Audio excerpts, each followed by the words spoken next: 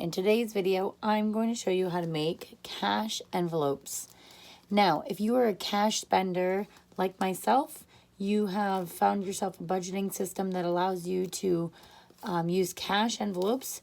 You label each envelope with a different category, and then you allot yourself a certain amount of money for each envelope every week or every month, depending on what your budget system is like. And then this allows you to spend your money accordingly so you don't go over on budget.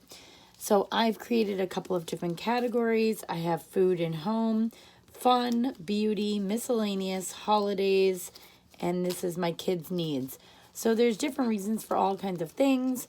I am not an expert yet to share budgeting tips and things like that. I'm learning from others right now, so I can definitely share my future tips. But right now, what I'm going to show you as my crafting activity for today is how to make the envelopes themselves.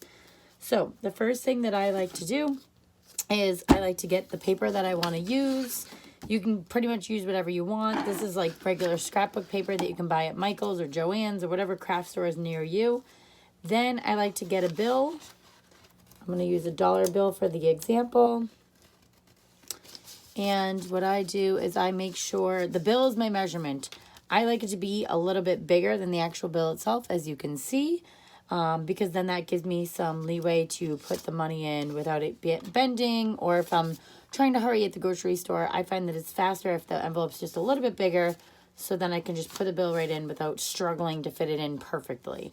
So this envelope is actually the first time I've made it like this. My previous envelopes I've actually done where you open it up on the side. Let's see. These envelopes are pretty old, so it's a little haggard. But these are the sideways ones. Now, I find that this one's actually not too bad. I have an envelope in here that's actually coming apart. This one's actually not that bad either, but a little bit frayed on the side. I feel like having this much open is kind of hard.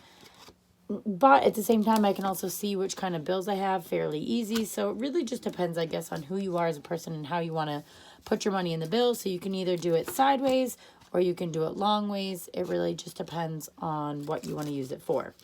Now, as you can see in the past, I've just made little labels on stickers and wrote them. I have really messy writing. This time I decided to go with a label maker, and I really like the label maker. It's nice and neat and clean. Yeah, so that's what I really like about this. So, materials that you need, like I've mentioned, you're going to need yourself a laminator. I use the Scotch laminator. I think this laminator was like around 20-30 bucks. It really wasn't that expensive. I actually got it at Target, but I know a lot of people get theirs at Amazon, so I'm sure I can put the link in below for the Amazon version.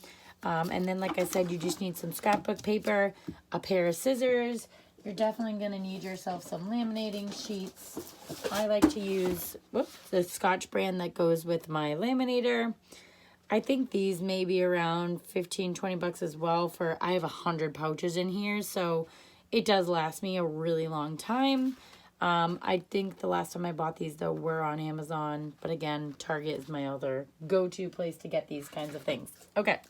So I'm going to get started. Actually, one more thing I wanted to show you is that these do fit in a wallet fairly well. So here's my envelope. I'm just going to slide it right in where the dollars go. And I am able to close my wallet, no problem. I'm just showing you this because some people are afraid it's not going to fit in your wallet. If you use a standard wallet like this, it fits in pretty nicely, and I'm not really struggling to get it in there. So yeah, I just want to show that it does fit in a wallet pretty well. Okay, let me put these envelopes aside. I'm going to take out my bill. Here's my dollar. Now I used this from yesterday. I don't think this will fit my needs today. Nope, I think it's just a little bit too short. So the paper I'm going to use today is this paper right here. So the first thing that you're going to want to do is take it off of the pad that you got it from. Then I'm going to simply measure out my dollar bill on the paper. I like to go right to the corner because that way I maximize my paper usage. Like I said, I like a little bit room to the side of it, but if you don't, you can really push your dollar to the very edge and then really mark it up nicely like that. I like to have a little bit of leeway and a little bit of room. So I mark it on the side, I mark it on the bottom, and then what I like to use is my paper trimmer. Something that I do want to mention though is that I'm going to fold my paper in half because I want this to be like able to fold, so I have two sides of my paper. Okay, so what I do is I fold it. I'm gonna have to fold it right now this way so I can see my marks. I was gonna not use this, but my paper cutter comes with a bone folder, so if you really want to be precise, you go ahead and use your bone folder, make it straight all the way down. Now I come over, oh, it's a little uneven. If you've seen my previous videos, you know that I'm not really a type A kind of person, and I'm pretty okay with not having perfect things. But okay, I line my pencil mark up with where my cutting marker is. I go ahead and I cut that. Then I'm going to go ahead and I suppose I actually should use this side if I'm going to be smart, because the fold in the paper is already there.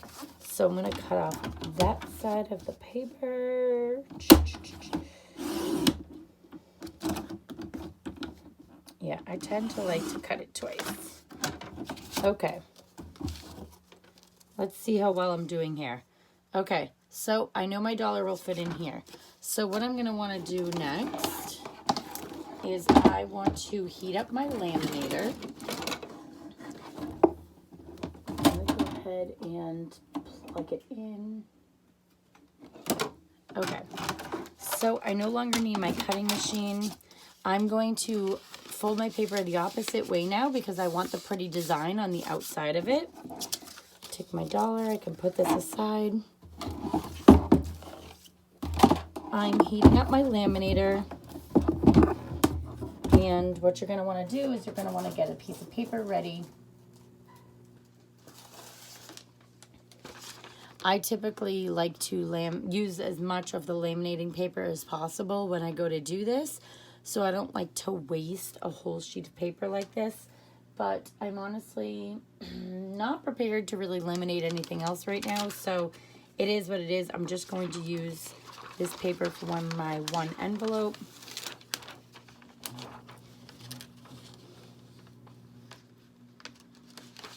All right, I just stick my envelope right in there. If you're using these sheets, you want to make sure that your paper goes all the way down to where the fold is.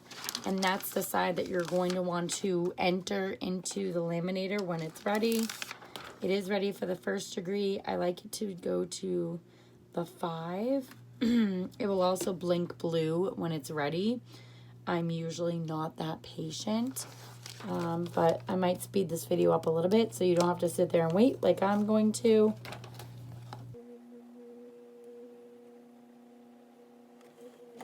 Okay, once I'm done, I just shut my laminator off and I move it to the side. I don't need it anymore. Once I have my envelope in here, I'm going to take my scissors